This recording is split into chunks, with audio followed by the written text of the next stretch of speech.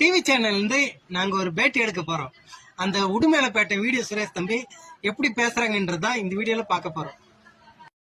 வணக்கம், நாங்க இப்போ டிவி சேனல்ல இருந்து வந்திருக்கோங்க. உங்க பேரு? வீடியோ சுரேஷா? இன்ஸ்டால உங்களோட வீடியோ எல்லாம் பாப்புங்க. ஆனா வீடியோ பார்க்கும்போது எங்களுக்கு ரொம்ப சங்கடமா கஷ்டமா இருக்குது. எப்படி இந்த வீடியோ எல்லாம் பண்றாங்க? ஆனா பார்த்தா வீடியோ சுரேஷ்னு பேர் வருது. உங்க பேர் என்ன? வீடியோ சுரேஷுங்களா?